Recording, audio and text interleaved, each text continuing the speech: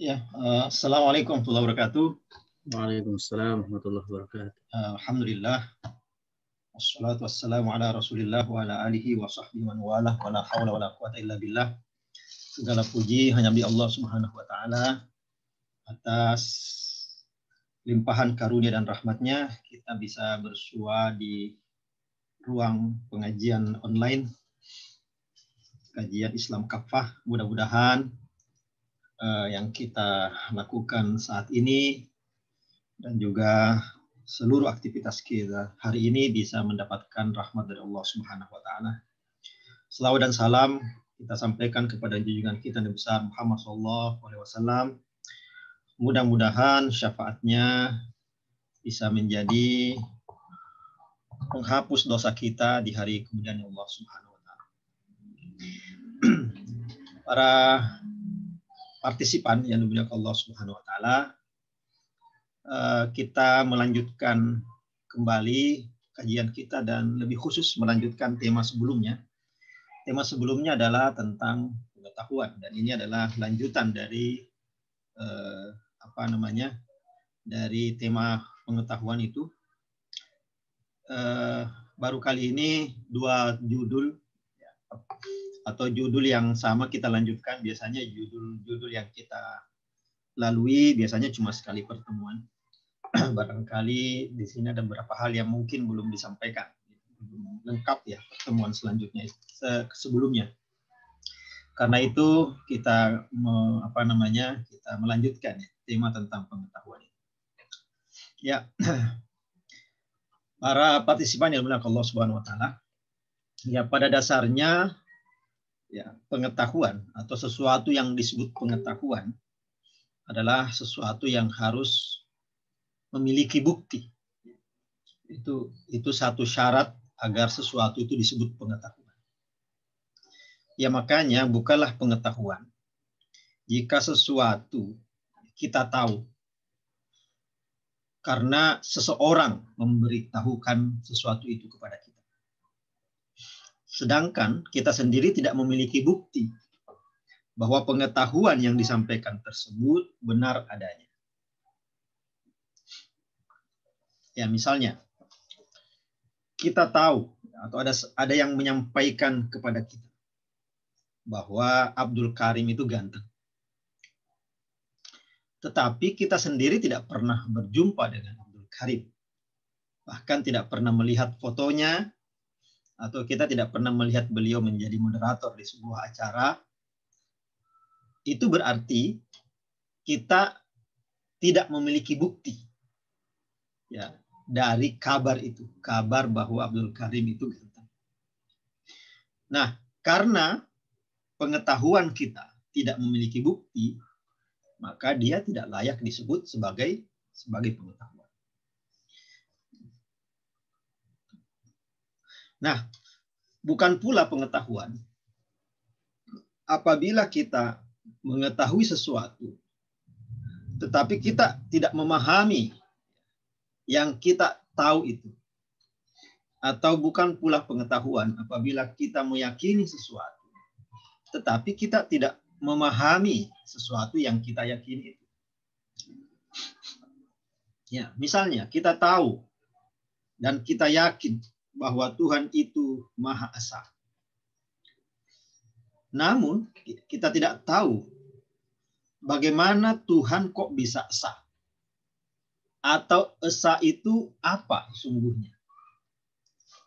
Atau bahkan kita tidak tahu Tuhan itu apa. Sehingga kita sesungguhnya tidak tahu keyakinan kita itu. Atau tidak memahami keyakinan. Dengan demikian, pengetahuan dan keyakinan kita tentang Tuhan itu bukanlah pengetahuan. Tetapi ya keyakinan saja.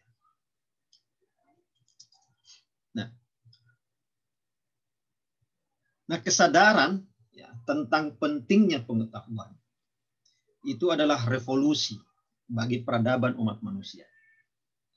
Nah, kesadaran tersebut bukan hanya mengubah peradaban manusia, ya, bukan hanya mengubah peradaban manusia, tetapi mempercepat laju peradaban manusia. Nah, dalam menanamkan kesadaran ini, kesadaran apa? Kesadaran bahwa pentingnya pengetahuan. Para filosof itu memiliki peran. Peran para filosof itu, ya, karena mereka melakukan dua terobosan besar.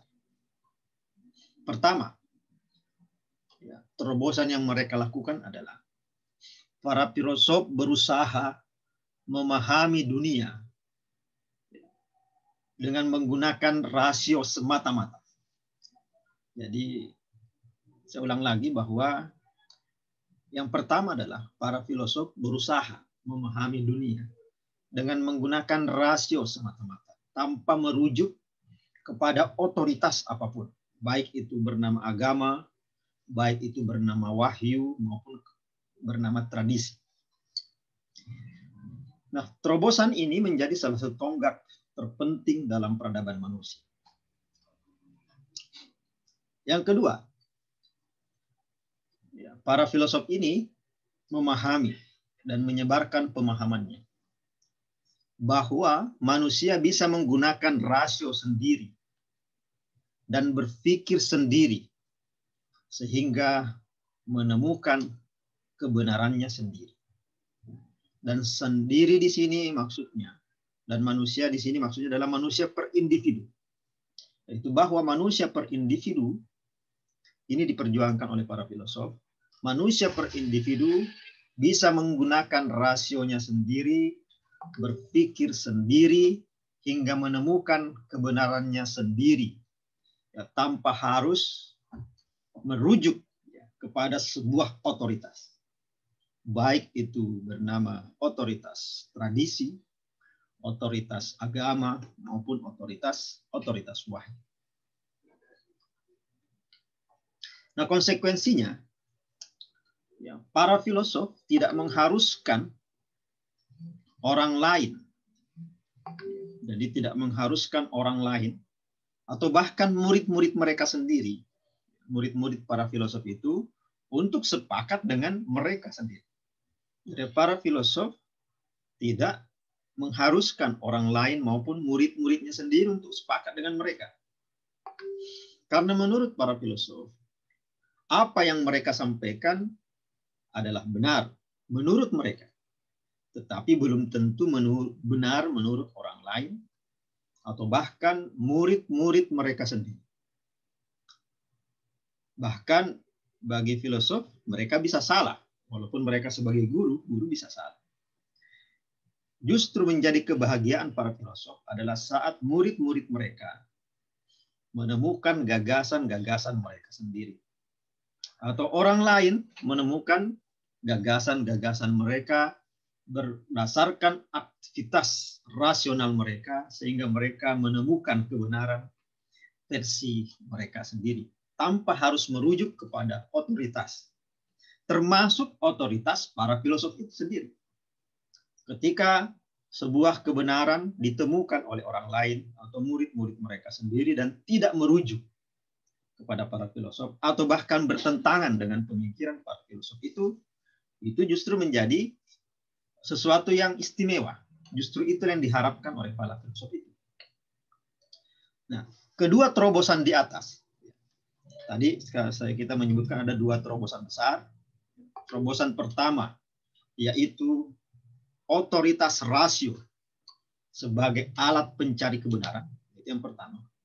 Dan yang kedua adalah otoritas individu sebagai pemasti, sebagai penentu kebenaran, adalah dua hal yang saling berkaitan. Keduanya adalah fondasi bagi bangunan pemikiran rasional dan membuat ilmu pengetahuan menjadi berkembang pesat. Nah, pada titik perbedaan posisi otoritas rasio inilah muncul perbedaan antara filsafat dengan agama dan seni. Pada dasarnya filsafat, agama, dan seni memiliki kesamaan. Kesamaan ini adalah kesamaan yang utama. Apa kesamaannya? Baik filsafat maupun agama maupun seni sama-sama berkomitmen mencari kebenaran. Tetapi ada bedanya, yaitu filsafat berpegang teguh kepada rasio sebagai alat untuk mencari kebenaran. Sedangkan agama menggunakan rasio tidak secara full. Kadangkala memakai rasio, kadangkala tidak. Agama lebih menekankan kepada keyakinan atau iman. Lebih menekankan kepada wahyu. Menekankan kepada ritual. Dan menekankan kepada ketaatan. Jadi agama juga menekankan kepada rasio. Tetapi tidak secara full. Ada yang lain yang ditekankan oleh agama. Selain rasio. Dia juga menekankan wahyu, menekankan iman, menekankan ritual, dan menekankan ketaatan dan kepasrahan. Jadi itu bedanya antara filsafat dengan agama. Nah, bagaimana dengan seni? Sama dengan filsafat dan agama, seni juga berkomitmen untuk mencari kebenaran. Tetapi seni punya perbedaan. Untuk mencapai kebenaran, seni tidak terlalu mengandalkan rasio. Tidak juga terlalu mengandalkan keyakinan. Tetapi seni mengandalkan intuisi. Mengandalkan pengalaman langsung daripada mengandalkan argumen rasional. Jadi seni lebih mengandalkan intuisi. Pengalaman langsung kepada sesuatu yang dianggap benar. Oke, itu adalah beda antara filsafat, agama, dan seni. Nah, satu lagi yang memiliki kemiripan dengan filsafat. Karena sama-sama mencari kebenaran, yaitu sains. Jadi ada agama, ada filsafat, ada agama, ada seni, dan terakhir ada sains. Sama dengan ketiga yang lain, sains juga punya komitmen untuk mencari kebenaran.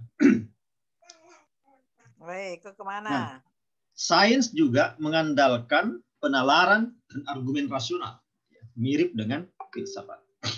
Namun sedikit ada bedanya antara sains dengan filsafat. Sains lebih mengutamakan pertanyaan-pertanyaan yang dapat diputuskan melalui eksperimen dan pengamatan. Artinya, sains lebih menitik beratkan kepada pengalaman indrawi, panca indera. Sesuatu itu bisa dieksperimen atau sesuatu itu bisa diamati, maka begitulah sains memutuskannya. Berbeda dengan filsafat. Filsafat walaupun tidak bisa diamati, tetapi bisa dipahami secara rasional, maka dia bisa menjangkau sampai ke sana.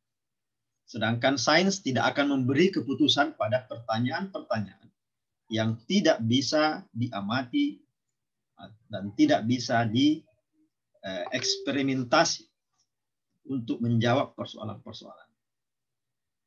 Nah, dengan melihat keempat hal ini, filsafat, seni, agama, dan sains, pada dasarnya keempatnya itu tidak bertentangan satu sama lain.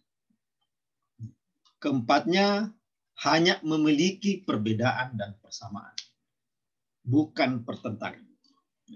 Bahkan kalau kita lihat persamaannya lebih banyak daripada perbedaannya. Terutama pada persamaannya untuk berkomitmen kepada pencarian kebenaran. Nah, keempatnya, filsafat, agama, seni, dan sains adalah bentuk-bentuk yang berupaya memahami misteri eksistensi dunia dan juga eksistensi kita sebagai manusia. Keempatnya berupaya memberikan pemahaman yang lebih baik tentang dunia. Dari masa ke masa, terus-menerus. Pengetahuan dan pengalaman manusia memang harus senantiasa disingkap dan dijelaskan kepada publik hingga menjadi perbendaharaan bagi generasi-generasi selanjutnya. Agar apa? Agar mereka lebih memahami eksistensi mereka sendiri. Lewat apa? Lewat filsafat, lewat agama, lewat seni, dan lewat sains. keempatnya ini saling memperkaya satu sama lain. Nah, bagaimana keempatnya berguna bagi kehidupan? Memang ya, hanya filsafat yang berpegang teguh kepada rasio. Sedangkan yang lain tidak terlalu berpegang teguh kepada rasio. Namun, kita pahami bahwa di dalam hidup ini dan manusia itu sendiri, ya tidak hanya memiliki rasio. Selain rasio, manusia juga memiliki keyakinan. Dan itulah yang diberi tempat pada agama. Selain keyakinan, manusia juga punya potensi intuisi. Nah, intuisi inilah yang diberi ruang di dalam seni. Dan selain rasio, keyakinan, dan intuisi, manusia juga punya pengalaman indrawi yang tidak mungkin bisa dicampakkan begitu saja. Nah, pada diri manusia, keempat hal itu hadir. Dan begitulah manusia memahami dunia ini, memahami kenyataan yang mereka hadapi, bahkan lebih jauh memahami diri mereka sendiri. Lewat keempat hal ini, lewat filsafat, lewat agama, lewat seni, dan lewat sains. Demi untuk memenuhi potensi-potensi berupa keyakinan, yang berupa intuisi, dan juga pengalaman indrawi yang dimiliki oleh manusia. Singkatnya, keempat hal ini saling melengkapi di dalam kehidupan kita sebagai manusia. Saya kira itu sebagai pengantar. Terima kasih kepada moderator Ustadz Abdul Karim Bakri. Jika ada diskusi, kita bisa lanjutkan kepada diskusi. Assalamualaikum warahmatullahi wabarakatuh.